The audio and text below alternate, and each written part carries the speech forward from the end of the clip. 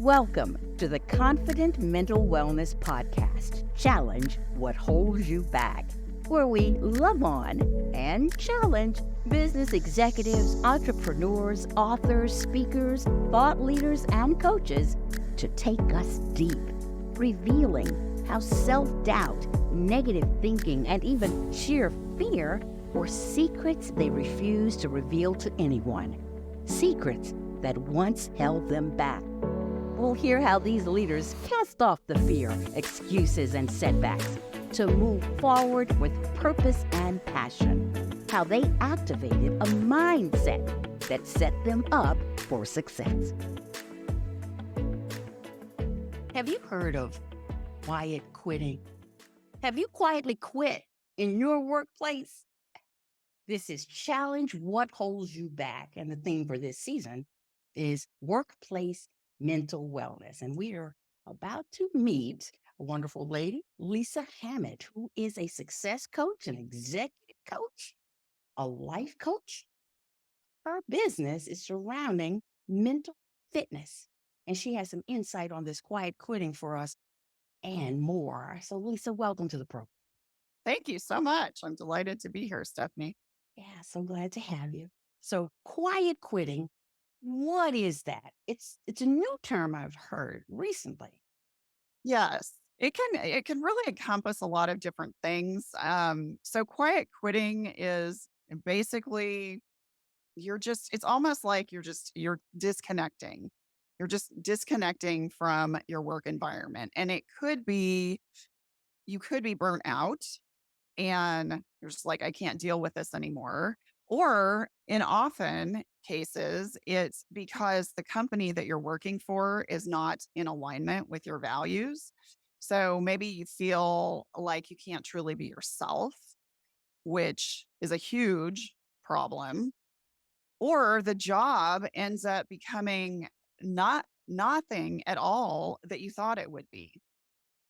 And there's a real problem right now in the corporate sector with just the whole culture because COVID pretty much destroyed corporate culture. Let's just face it. It did. And Oh, what do you yeah, mean? How did COVID destroy the culture? well, it made it difficult because having to completely transition from a face to face environment, I'm not saying we didn't have virtual, we did, but it was not nearly to the magnitude. But having to transition and then having people out remotely who are trying to create a distraction free environment when they have kids and pets and other spouses, running around or in the next room can be incredibly distracting. And we adapted. And in some cases, it was a good thing for certain individuals who might have been more introverted. So they actually liked that. But the problem now is because that culture that was created by that sense of community when we were in person, that is very difficult to replicate in a virtual environment.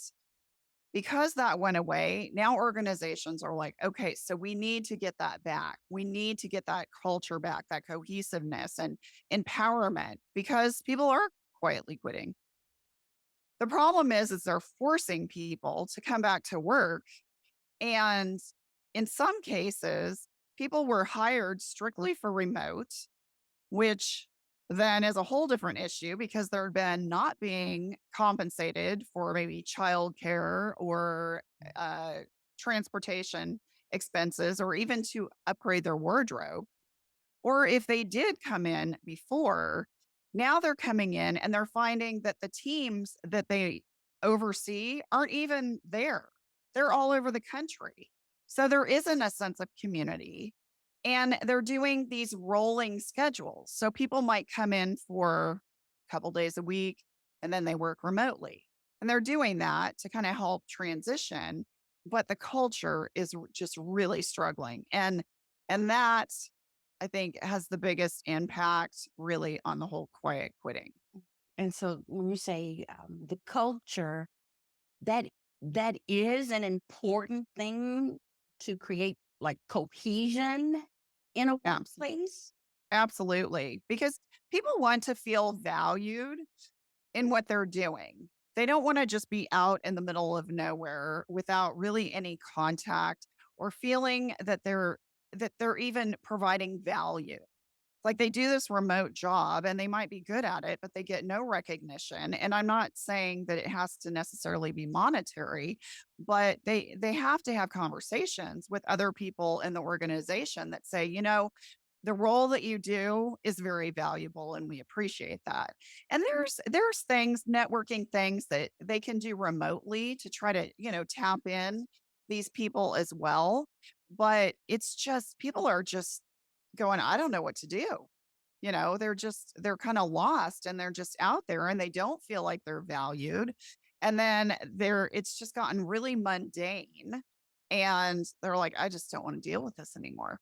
Do you think some people thought working at home, oh, that would be the ideal thing? COVID hit, now you're working at home, and it ain't all it's cracked up to be, would you say? It's not. It definitely isn't. And, I kind of had mentioned that earlier with the fact that it's really difficult to create a distraction free environment, because you're going to have the people who care for your lawn, the garden, I'm trying to blank on what I'm trying to say, but the gardeners that come and mow Yes. your lawn, Right. they could decide to get a leaf blower out right when you're trying to, give a presentation, which is very Or disruptive. record a podcast. Exactly. Right. Exactly. Or the mailman comes and the dog goes ballistic. And even if you put the dog in the other room, you still hear that. And then, like in my situation, both my husband and I share an office, and that can get challenging sometimes when we both have, meetings and presentations. So it's not a distraction free zone. And the problem is too with sometimes with remote is because you only have to take a few steps really to get to your office, then you're there longer than if you were having to drive to the location because you don't have any commute time. So then the expectation comes, well, you need to be sitting at your desk a whole hour or an hour and a half earlier than you did when you were coming to the office. Oh, but the expectation is that you still work until, whatever time that you had worked prior. So the hours are longer. You can get Zoom fatigue clearly if you're just looking at a computer monitor all day long. So there's a lot of challenges, a lot of challenges. Yeah, definitely. So you spent 26 years in corporate management. I did. It took 26 years for you to reach the stage of burnout. Yes. Yep. But now that the workplace and the landscape has changed so much with this hybrid experience of remote and office, will people still burn out, you think? Oh, absolutely. In fact, in a lot of ways, it's worse now because of just that displaced, they just feel displaced. They're like, I don't know where I really fit. And, oftentimes, and this is just human behavior in general, when our environments change, our behavior changes. And we need to be flexible because the routines and the way things worked for us in the past when we were in a different environment don't necessarily work for us now. But as humans, we tend to go with what we know. And that might be difficult because it might not work anymore. So we have to be flexible. We really have to be flexible. And a lot of times when we're not, that's when we can reach burnout.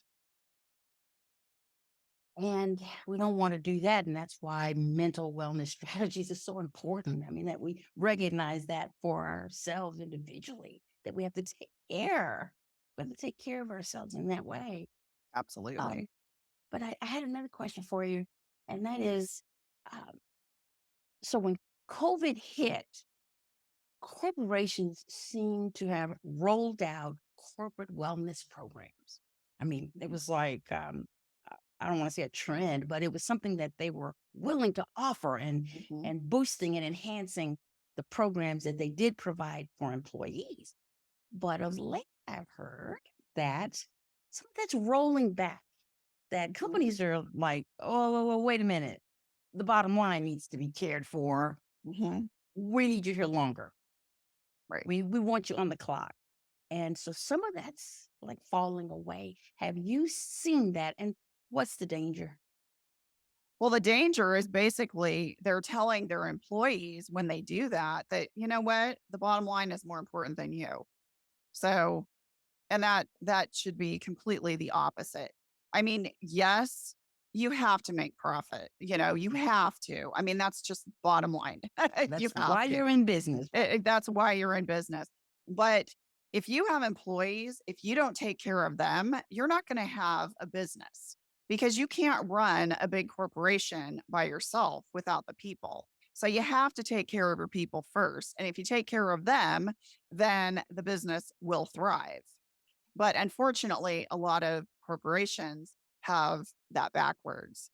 And what I found too is so they might put this program in place, oh, here's a great thing that you can use on your downtime. Here's some free things that we offer. And then they don't give them any downtime to use it. So it kind of defeats the purpose. And then they preach about, oh, this is really great, taking a lunch and self care breaks. And you need to make sure that you can disconnect. But then their culture does not even align with that. And you're just working, working, working all the time. And some of the big giants, and I don't want to get myself into trouble by naming names, but some of the very big corporations that have all these really fun things for employees, like they have, sushi chef will come in and they've got all these really cool things. And then they put in basketball courts and they have all these fun activities on campus for them. But then they are working like 14 to 16-hour days and they basically sleep at the office because they have so many deadlines and so much responsibility that they thought, well, if we put in all of these amenities, well, then they never have to leave. Oh, that's the idea? Yeah, Thought it isn't was that just to healthy? let them relax and unwind and so they can come back. But rather, Mhm. we've got everything you need right here. Yeah, exactly. In Exactly. fact, in fact, we might even let y'all take a nap. Or this is a place to go and relax. I've seen Right. that. Exactly. And that's exactly what's happening. It's terrible because I know multiple people who have worked for these type of organizations, and it's really shameful what's happening. And so you would, Yeah. I don't know, it seems like if the top level management um, cared about mental wellness, then yes, there would be programs and there would be appropriate ones. But I would also imagine that their hands are tied as well because they answer to boards who True. are talking about the bottom line. And and then there's the question of whose responsibility is my mental wellness anyway? Is it my job's responsibility to provide me with all the tools I need for me to stay happy and working? Or is it mine?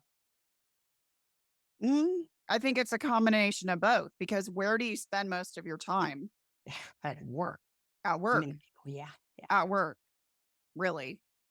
And yes, it is your responsibility to eat healthy and to move your body and to do those things that can reduce stress in your life. Yes, it is your responsibility to do that.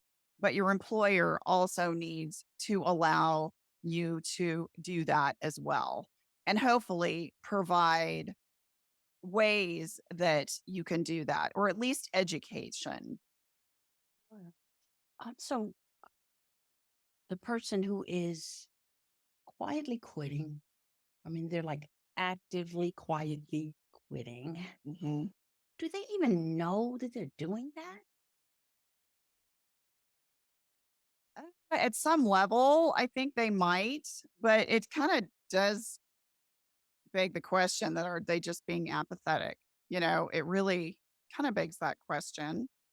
But I I think they partially are, but at the same time, they're like, well, if they're not going to care for me, I'm just going to give this much and that's it.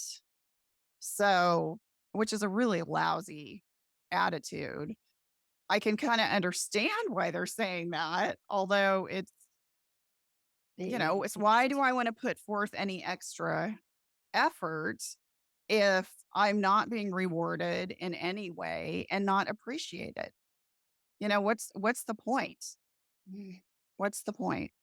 yes, you can almost like not blame them for thinking that, but Exactly. but that speaks to a person's integrity. It You does. accepted this job, you know the assignment, and you have to choose in here that you are going to be a person of your word.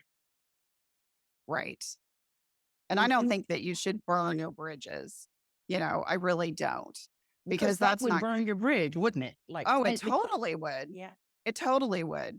So you don't want to do that, but at the same time, you should not settle for a toxic work environment or something that is in complete misalignment with your value proposition. So then that means, okay, so maybe you look at a different division within your organization, or maybe it's time just to leave that organization altogether.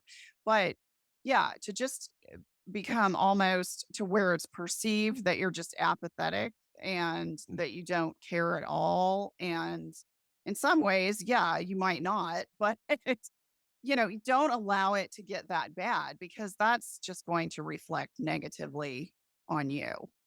And it I've s- I guess I've seen it. I never heard the term quiet quitting, but looking back, I can identify people who were just, sitting on a log waiting in the ready position for 5 o'clock, Right. you Oh, know. yeah. Yeah. So what are would you be able to recommend some ways for people who recognize that they're in this stage? That I think that's me. I don't feel like I owe them anything. I give them enough hours, and when I give them my 8, I'm going to sit back. So, what would you say to that person? And is it possible to re-engage?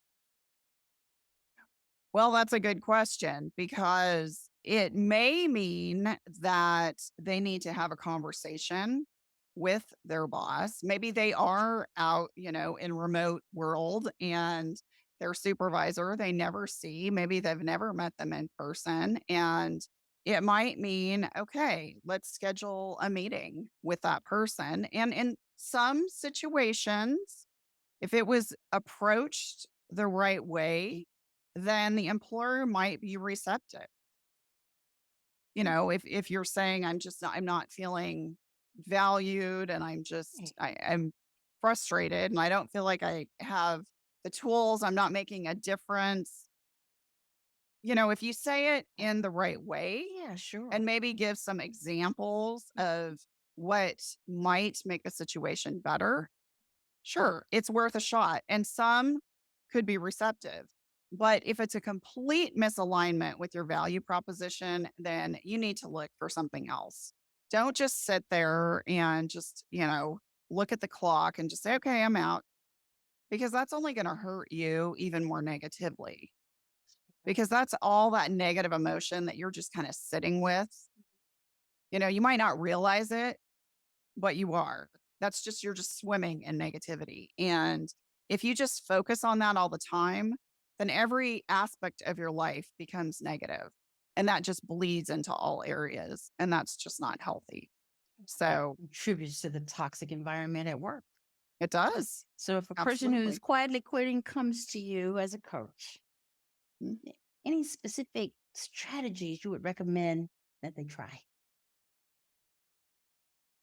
I would I would really ask them first to describe for me what brought them to that job in the first place and to really get an understanding if it is a true misalignment, or it's just a communication breakdown, to find that out. And then if it is just a toxic environment and they're just like disconnecting and checking out, Then I would work them through a mental fitness exercise to really help them recognize that really how that behavior that they're having is impacting other areas of their life. And they're probably not even aware of that. So, what I help clients with, mental fitness is at the Yes, I was going to ask you. Mental basically, fitness. the Mental groundwork of, fitness. yeah. What's that? Well, Yeah. So I it's the can't foundation. exercise my brain. I mean, what do this? So it's the foundation of my practice. And basically what it is, it's your ability to really handle life's challenges with a positive versus a negative mindset. And it stems from positive intelligence, which is basically the science of how all of our negative thought patterns that we have bubble up from our left analytical brain, and if we don't recognize them and quiet them, they will sabotage our behavior. So we have to recognize them, intercept them, and then change, or shift to that positive mindset. And there's a technique that you can use it's real simple, that where you're focusing on your senses. So if you're sitting just disgusted or just not unhappy, you can start by focusing on something maybe that you can see and looking at it really intently as if you've never seen it before and just really focusing in on that. And then you could also focus on something that you could hear. It could be a passing car, it could be your breath, and then something that you could touch, could be simple as rubbing a couple fingertips together. But what all these things do, which seem kind of bizarre, I know, but what they do is they start to quiet all that negative mind trash. And you start to kind of look at things from a different lens so that you can then shift to a positive mindset. Because when you are in that positive mindset, you have clear headed focus. You certainly aren't apathetic or bitter or just like, well, I'm not doing that. And you have empathy and you're happier and you're healthier and you just make better decisions. So that's really where you need to be swimming in. Yes. So that's, I can enroll my clients in a 6-week program that can help them actually start to develop that mental muscle so that when they recognize that they're having those feelings, because a lot of times we don't, especially if you get to that quiet quitting stage, you're not even really thinking that at all. You're probably not even aware of it. Mhm. So it's recognizing that. And I'll tell you, when people go through that program, they're like, wow, I wish I had recognized this when I was a young adult, or, because it would have changed my life completely. So it's very It's never too interesting. late. It's never too late because Never. we have at every moment, moment by moment, we have an opportunity to catch that thought, Mhm. to recognize it when it's happening every moment. So it's never too late to learn. And that sounds like a wonderful strategy. And people should really get in touch with you. And hey, of course. I mean, I can Yeah. imagine it would change your life, change your mindset, it'll change your life. It really does. I'll tell you, it's funny. So I did a TEDx and I use mental fitness as the basically the what I talked about in my TEDx. So I gave a 5-minute presentation. I walked the audience through some of those exercises that I was sharing with you. Well, what was funny about this whole situation, or ironic, if you want to call it that, is so there were 19 of us. And I was the only one out of 19 that had a microphone issue. And so when I started my presentation, I got out on the stage and everything was great and I felt really good. I had been doing like some mental fitness exercises before I got on, so I felt great, I wasn't nervous. And I got stopped mid-sentence when I started because my microphone was not on, and the person, videotaping and recording, they could not hear me. So they stopped me midstream and they had to come, and I had somebody going up the back of my shirt trying to get to the microphone. And had I not been grounded with mental fitness, I could have completely derailed. So I just kind of, did it like a curtsy and just, just kind of made a joke out of Right. it. Right. And then I just started right off. And then at the end of the presentation, I actually referred to that because my topic was so aligned with what happened. And I believe in divine intervention. So I think somebody was trying to tell me that this needed to happen to get the point across even more. But Right. Oh, I'm yeah, sure the it was just audience kind of funny. appreciated it. Yeah, I'm sure they appreciated it Yeah, though. it That was was a great funny. way to handle it. So, Lisa, I understand you have an offer for our audience. I do. So I have it's a scorecard, a health and wellness scorecard that you can complete. And it'll take you, I don't know, maybe 5 minutes at the most, but there's some good questions and they'll ask you, the state of your mindset and also, what you eat, how you move your body, sleeping. It's just really a holistic approach and it will give you a score and you will see if there are areas that you really need to work on. So it's a good kind of starting point, and you may kind of have an idea, but it will really illustrate for you that, oh, okay, so that's an area I need to work on. Oh, And that sounds cool. Yeah. yeah, and it pairs well with my book. I wrote a book last year, From Burnout to Best Life, and it integrates my journey of overcoming burnout after 26 years in the corporate retail sector. But it also has a lot of practical tips for living a happy, healthy, fulfilled life. So, some of the questions or a lot of the questions actually that I ask in this assessment are really in alignment with the material that I talk about in my book. So, yeah. Yes, that book sounds terrific too. You've added Thank so you. much to the discussion here on this podcast. I really Thank you. appreciate you being here. Now, if we want to reach out to you, if we want to follow you, how do we do that? So the easiest way to do that is just go to my website, which is you can see my name, lisahammett.com. It's really difficult to remember. So it's But just spell my it for name. us anyway. Just say it. Okay. It's lisahammett.com. And on that, you'll read more of my backstory. I'm also a speaker. So I have a speaker page and you'll see samples. You'll see a link to my TEDx if you want to see that. Mhm. I also have a book section that talks about the book and a direct link to Amazon if you want to purchase it. And you can see all my blog posts because I do blog and you can sign up for, notification when I post a new blog post. You can also schedule time to chat with me. And there's also all my social links. So there's a ton of information on my website. So that's probably the best way to get a hold Oh, Lisa Hammett. of me. Yes. All right. All right. Really appreciate you sharing with us today. And we can get that Thank you. scorecard on your website too.